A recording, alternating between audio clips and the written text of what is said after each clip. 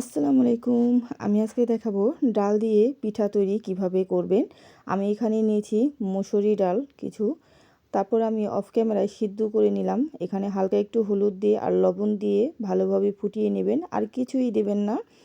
সামান্য অল্প একটু পানি দিয়ে ডালটা যেরকমভাবে আমরা রান্না করার জন্য ফুটিয়ে নিই, ঠিক ওই একইভাবে ফুটিয়ে নেবেন, আর হালকা একটু হলুদ দিয়ে। তারপর আমি এখানে শুকনো মরিচ পুড়িয়ে নিয়েছি, তারপর নিয়েছি পেঁয়াজ কুচি। আমি এই শুকনো মরিচ দিয়ে, পেঁয়াজ দিয়ে আর ডাল দিয়ে আমরা যেরকম ভর্তা বানিয়ে খাই, আমি ঠিক একই প্রসেসের ভাবে ওই ভর্তার মতোই আমি করে নেব। পেঁয়াজ মরিচ দিয়ে আমি ভালোভাবে ডলে নিচ্ছি। আর আপনি যদি এই শুকনো মরিচটা না খান, তাহলে আপনি কাঁচা মরিচটাও দিতে পারেন, যদি আপনি ঝাল পছন্দ না করে থাকেন। কিন্তু শুকনো মরিচটা দিলে কি এটার স্বাদ হয়, শুকনো মরিচের যে ফ্লেভারটা আছে এটা দিলে এই পিঠা তৈরির ক্ষেত্রে অনেক ভালো হয়, অনেক ফ্লেভার আসে। যাই হোক, তারপরে এই ডালগুলো দেখতেই পাচ্ছেন অনেক গরম। আমি এখন সবগুলো একসাথে ভালোভাবে মেখে নেব। এই ডাল দিয়ে আমি আজকে দেখাবো কিভাবে অসাধারণভাবে আপনি ডালের পিঠা তৈরি করতে পারেন। অনেকভাবেই তো পিঠা খেয়েছেন, কিন্তু কখনো ডালের পিঠা খেয়েছেন? আর যদি হয়ে থাকে তা পুলি পিঠা। আমি আজকে একদম এই ভিডিওতে সহজভাবে দেখাবো কিভাবে আপনি বাড়িতে পুলি পিঠা তৈরি করতে পারেন। আমি এখানে 2 কাপ ময়দা নিয়ে নেব। আপনি যদি বেশি তৈরি করতে চান তাহলে ময়দার পরিমাণটা বেশিও দিতে পারেন। এটা আপনি ইচ্ছা করলে চালের গুঁড়ো দিয়েও তৈরি করতে পারেন।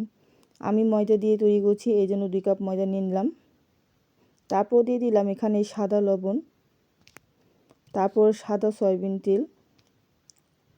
আমি এখানে তেলটা দিয়েছি, তারপর সাদা লবণ, এই দুইটা মিক্স করে নেব। আমি এখানে সামান্য একটু গরম পানি দিয়ে এইটাকে আমি ডো বানিয়ে নিব।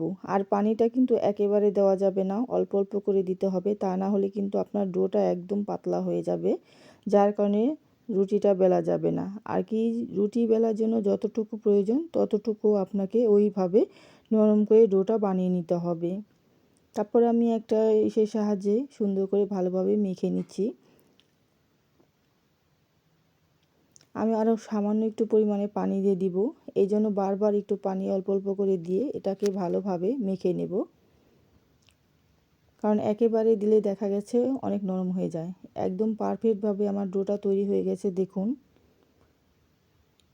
নরম হয়েছে কি সুন্দর। তারপর আমি এগুলো সুন্দর করে ভালোভাবে মেখে এখন আমি একটা রুটি তৈরি করে নেব। পিঠাটা তৈরি করতে অবশ্যই আমাকে রুটিটা বেলতে হবে। আমি এখন রুটিটা তৈরি করে নেব। আমি এখানে রেখেছি বেলুন ফিরে, তারপর আমি এটা গোল করে এখন একটা বড় রুটি তৈরি করে নেব পিঠাটা তৈরির জন্য।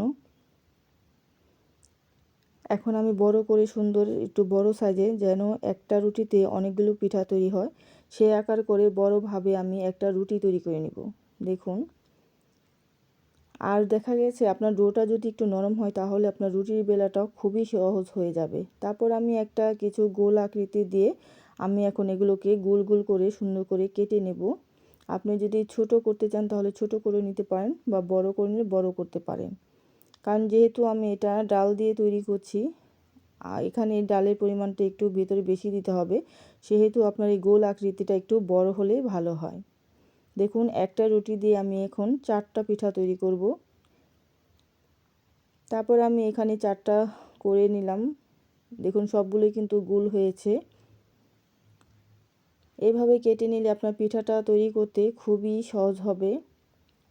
তারপর আমি যে ডালের যে পুটলিটা বানিয়েছি, এখন আমি চামচ দিয়ে সবগুলোর ভিতর দিয়ে দিব।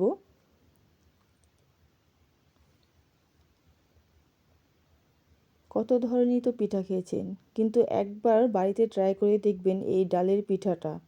এত মজার ডালের পিঠাটা, আপনি বাড়িতে যখন বানিয়ে খাবেন তখনই বুঝতে পারবেন যে এর স্বাদ কত মজার। এখানে আমি 4টা পিঠা জাস্ট তৈরি করব, দেখুন।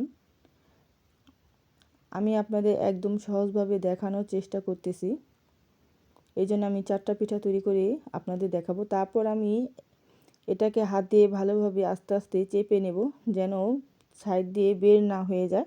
তারপর যে পুলি পিঠার শেপটা আছে, আমি পুলি পিঠার শেপটা দিয়ে নিব। ছোটোবেলায় দেখতাম নানি দাদিরা অনেক বাড়িতে এরকমভাবে পিঠা মজার মজার তৈরি করতো। দেখুন আমার পুলি পিঠাটা তৈরি হয়ে গেল একদম। এভাবে আমি সবগুলো পিঠাই তৈরি করে নেব। একদম ইজিভাবে তৈরি করতে পারবেন আপনিও। দেখুন এগুলো পিঠা একদমই সহজ, একবার দেখলে আপনি বাড়িতে বানাতে পারবেন। সন্ধ্যার নাস্তা কিংবা মেহমান আপ্যায়নের ক্ষেত্রে এই পিঠাগুলো কিন্তু খুবই জনপ্রিয়। অনেক অঞ্চলে এই ডালের পিঠাটা বিখ্যাত। দেখুন সবগুলো পিঠা এভাবে আমি তৈরি করে নিচ্ছি। এই ভিডিওতে খুব সহজভাবে দেখানোর চেষ্টা করলাম, জানি না কতটুকু বোঝাতে পেরেছি। তারপর বাকি পিঠাগুলো এইভাবে হাত দিয়ে চেপে চেপে ভালো করে ধরতে হবে, কারণ তা না হলে দেখা গেছে আমি যখন তেলে ভাজবো, তেলে ভাজার সময় পিঠার সাইড দিয়ে বেরিয়ে যাবে, সেই ক্ষেত্রে যে তেলটা থাকবে ওইটাও নষ্ট হয়ে যাবে, আর পিঠাগুলোও কিন্তু দেখতেও ভালো লাগবে না, খেতেও ভালো লাগবে না। দেখুন এভাবে আমি সবগুলো পিঠাই তৈরি করে নিচ্ছি। আর কে কে এই ডালের পিঠাটা খেয়েছেন অবশ্যই কমেন্ট বক্সে জানাবেন।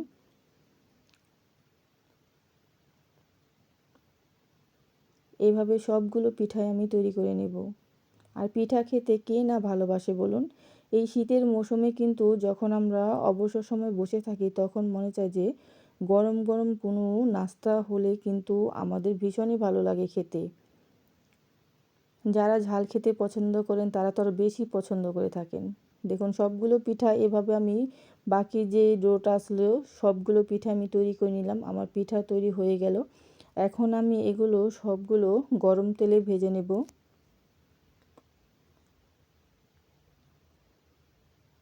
আমি অপর পাশে কড়াইতে তেল গরম বসিয়ে দিয়েছি। আর এই সাইডে আমি পিঠাগুলো একদম সহজভাবে তৈরি করে নিলাম। তেলটাও প্রায় গরম হয়ে এসেছে। প্রথমে হাই হিটে একটু গরম করে নিলাম, তারপরে চুলার আঁচটা একদম কমিয়ে দিয়েছি, তা না হলে কিন্তু সাথে সাথে একদম কালার চলে আসবে। যখন আপনি পিঠাটা ভাজবেন তখন অবশ্যই চুলার লো আঁচে রাখবেন। তারপর এভাবে হালকা হালকা অল্প অল্প তাপে আমি ভেজে নেব সবগুলো পিঠা। যতক্ষণ না পর্যন্ত এই পিঠাটা পারফেক্টভাবে হচ্ছে ততক্ষণ পর্যন্ত এটা আমি ভেজে নেব। আর এটা অবশ্যই আপনাকে একটু ডুবা তেলে ভাজতে হবে। আর যে কোনো পিঠার ক্ষেত্রেই হোক দেখবেন ডুবা তেলে যদি পিঠাগুলো ভাজেন পিঠাগুলো একদম পরিপূর্ণভাবে হয়ে ওঠে। দেখতেই পাচ্ছেন পিঠাগুলো কিন্তু একদম ফুলকো ফুলকো হয়ে যাচ্ছে, তার মানে পিঠাগুলো ফুলা শুরু করেছে। দেখুন কত বড় হয়ে গেছে পিঠাগুলো। তারপরে একদম হালকাভাবে নেড়েচেড়ে দিতে হবে যেন পিঠাগুলো ভেঙে না যায়। এইভাবে অল্প অল্প করে আমি সবগুলো পিঠাই এপিট এপিট করে হালকা হালকা কালার চলে এলো। দেখুন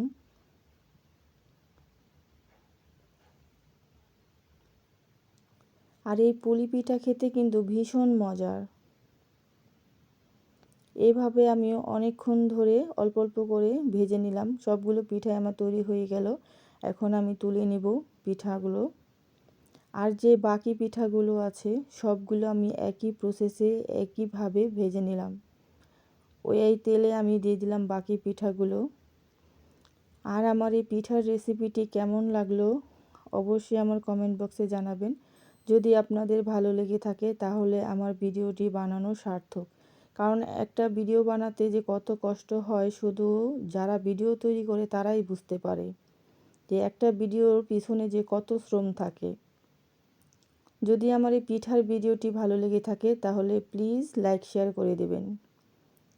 আর যদি সবাই বা যারাই দেখছেন, জানি না কে কোথায় থেকে দেখছেন, অবশ্যই কমেন্ট বক্সে জানাবেন কে কোথায় থেকে আমার এই ভিডিওটি দেখছেন। চ্যানেলে যদি নতুন হয়ে থাকে তাহলে প্লিজ সাবস্ক্রাইব করে দেবেন। আর এইরকম সুন্দর নতুন নতুন রেসিপি পাওয়ার জন্য নোটিফিকেশনটি অন করে রাখবেন। আর যে যেখান থেকে এতক্ষণ পর্যন্ত আমার ভিডিওটি দেখলেন সবাইকে অসংখ্য ধন্যবাদ জানাই। সব সময় এইভাবেই পাশে থাকবেন, সাপোর্ট করে যাবেন। দেখুন পিঠাগুলো কিন্তু মাশাআল্লাহ অনেক সুন্দর হয়েছে, কালারটাও একদম পারফেক্ট হয়েছে, দেখতেই পাচ্ছেন। এই পিঠাটা যেমন দেখতে সুন্দর তেমন খেতেও ভারী মজার। আর এই পিঠাটা খেতে সবচাইতে ভালো লাগে যদি এই গরম গরম পিঠার সাথে সস হয়ে থাকে। দেখুন সস দিয়ে আমি খেয়ে দেখাচ্ছি, খুবই মজার পিঠা। আমার এই ভিডিওটি দেখার পরে অবশ্যই বাড়িতে ট্রাই করবেন, তাহলে আপনিও খেয়ে বুঝতে পারবেন যে এই পিঠাটা খেতে কত মজার হয়ে থাকে। আমিও ট্রাই করলাম, খেলাম, অনেক মজার। তো সবাই ভালো থাকবেন, সুস্থ থাকবেন। আল্লাহ হাফেজ।